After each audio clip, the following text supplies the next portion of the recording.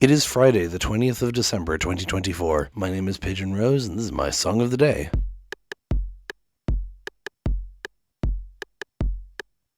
So today, we're finally getting away from Tally Hall's music and talking about solo music by the members. Now, it's a funny thing because Joe Hawley, in 2012, released an album called Hawaii Part 2. And it's a really interesting album because Joe Hawley's an interesting person, and we'll leave it at that. And it's viewed as a Joe solo project because it was his baby. It combines a lot of songs that he'd kind of written before, either before Tally Hall or for Tally Hall, but they didn't end up getting put on albums, and he kind of reworked them and stuff, you know. But it also features like 4 of the 5 members of Tally Hall on it, so it does feel like a Tally Hall album, but like musically it doesn't at all. It feels very separate to Tally Hall at the same time. It just has a lot of the same DNA, you know, especially with one of the songs we're not talking about this week, so I won't get into detail, but the song The Mind Electric on Hawaii Part 2 is a rework of the song Inside the Mind of Simon, which was written for Tally Hall and was a demo that I was obsessed with for ages, and then it got reworked into Mind Electric, and I still kind of have a soft spot for the original, which was released on the bonus album. We'll get to that in a sec, but yeah,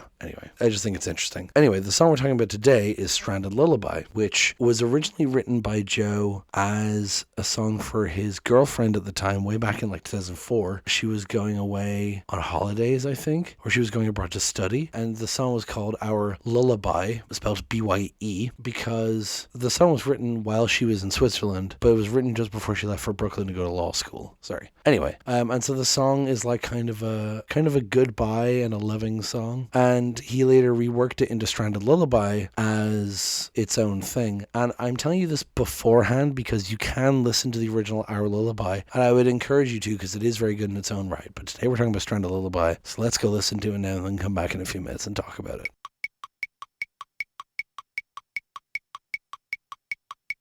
And that was Stranded Lullaby from Hawaii Part 2. I just realized, by the way, that I didn't actually say the artist's title because I just said it was a Joe Hawley solo album, but it was actually released under the name Miracle Musical. Now, it was released under that name, written in Japanese, but that is the name that it was released under. So, I realized I forgot to say that, like a fool. Anyway, this song, I think it makes a lot more sense once you know it was originally written as like a goodbye lullaby. I'm gonna breeze through the original lyrics because I don't want to focus on them too much because I'm talking about the finished version. You and I haven't been before, and all the love from times of yours, nevermore and now. I don't know how. Lullaby only made for 2. I've waited since the start of time to sing it now for you, and I love you. I really do. Like, these lyrics are so straightforward, you know. It's very clearly about a relationship, even though it's written in Joe Hawley's typical off-kilter way. And so he said that he changed the lyrics to be less specific, and because he was kind of embarrassed by the original lyrics, and the result is that the lyrics are a bit, you know, like, not incomprehensible, but they are a bit vague and odd and kind of bring in nautical imagery that wasn't there before. But I really like the lyrics of this song, as strange as they are. Partially because they're strange, partially because I like sea imagery for some reason. Anyway, I think we should just get into them. There's still tension in the swell of dreamt debris afloat amidst the waves and then dispel. Aimless thoughts and papers blown around, a million moments meant remembered rest in deep dark sound. Game the mess. I'd like to know why you are all alone while I'm lost at sea. Maybe we'll be there when you want. So there's still tension in the swell. The swell in this instance is the up and down movement of the sea with large waves. That's called the swell. And so he's saying there's still tension in the swell. So even though you've got these big swelling waves, there's tension in it of dreamt debris afloat amidst the waves and then dispel. So that makes me think he's talking about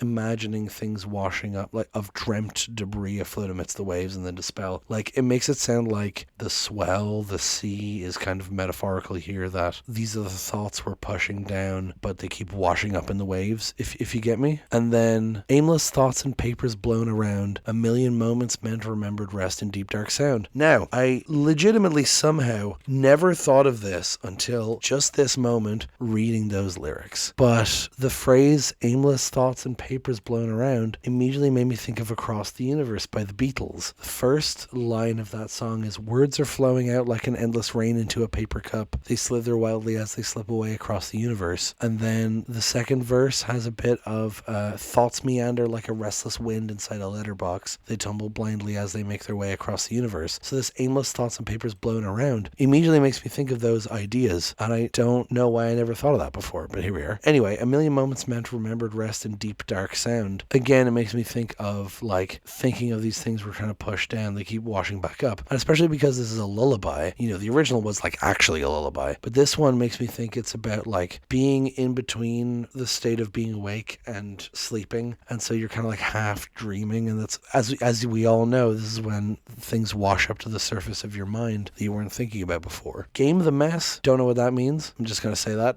I don't know what that means. And then, I'd like to know why you are all alone while I'm lost at sea. Maybe we'll be there when you want. So this kind of ties into the idea of the original song to me, where it's like, you know, I'd like to know why you are all alone while I'm lost at sea. It's talking about the distance between these two people, even if it's metaphorical, whereas in the original, it was Joe's literal conversation about the distance between him and his then girlfriend, who was on holidays and was going to be moving away soon. And so it's kind of following that theme, you know. Maybe we'll be there when you want. Maybe we'll be together, you know. Anchorless and unmoored set amiss. Awake would only prove the fantasy made lucid sense. Sail on, sail on. I'd like to know why you are all alone while I'm lost at sea. Maybe we'll be there when you want. So, anchorless and unmoored set amiss. Again, just bringing up these nautical imagery, but specifically anchorless and unmoored. So, kind of lilting about, unsure, maybe even feeling kind of out of touch with reality. Awake would only prove the fantasy made lucid sense. Love that line. If I'm not dreaming and I'm awake, then that means that this fantasy actually makes sense, which I don't think it does, which is a really interesting line there. Sail on, sail on. So let's keep going. Although what I find interesting about that is that line is actually one of the few, it might be the only line that's actually carried over from the original. Although I really wish he had carried over, and I love you, I really do. But in the original song you get, here we are floating in the dark, and though we don't know where we're going, we embark on, sail on, sail on. I find it interesting that he kept that, but maybe that's what this entirely sprung out of. He decided to extrapolate from that. Anyway, we get the same chorus again, and then we get the final bit. There's a still tension in the swell, so given to the vast receiving emptiness of time, beyond, beyond. I'd like to know why you are all alone while you're unsure if I am a loose end or a strand that waits for you to mend or understand. Now, what I don't appreciate is that, well, okay, I should rephrase that actually. People make all sorts of fan theories about what songs are actually about, and that's fine. You can have your own interpretations. I'm doing that right now. That's completely fine. But people who act like it's true are weird.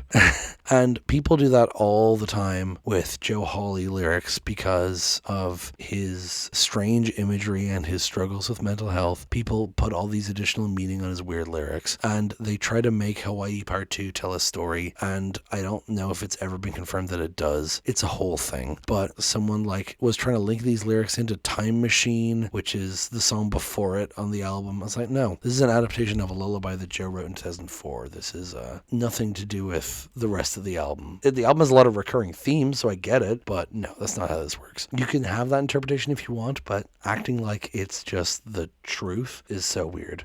So given to the vast receiving emptiness of time, someone in Genius said, much like a majority of this song, this refers to the time traveling to fix his mistakes that he did in the song Time Machine. No, it doesn't. This isn't about the same person. Why would it be about the same person? God. Anyway, you can say it's an interpretation. Just don't say like it's fact like that. It's so annoying. Anyway, he does the same thing that he did in Hem for a Scarecrow, where he repeats the first line again in the last verse. There's a still tension in the swell. So give into the vast receiving emptiness of time. That sounds like give up. Beyond, beyond. He's like talking about going to heaven or hell. Really interesting. And then I love how it does that variation on the chorus. I'd like to know why you are all alone while and it trails off instead of completing the sentence. And then you're unsure if I am a loose end or a strand that waits for you to mend or understand. I love that so much. You're unsure if I am a loose end or a strand is saying you're unsure if I'm, important or if I'm just a dangling thread for you that needs to be snipped. And I love how that's phrased here, and it ties into it being Stranded Lullaby because it's all the time talking about being stranded at sea, but this is talking about being a strand that waits for you to mend or understand. I love that. Anyway, I should say, actually, before I end the episode, I love the music as well. I love the strings. I love everything about it. The like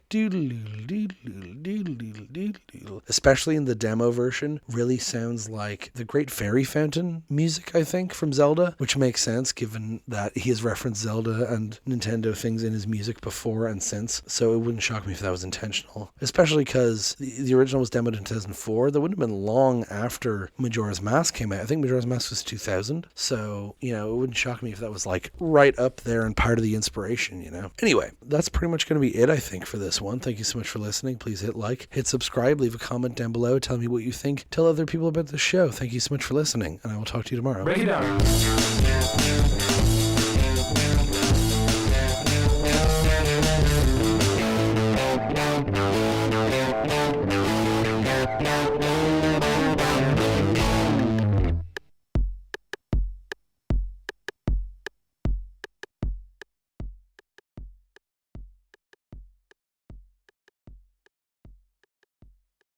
Joe Holly.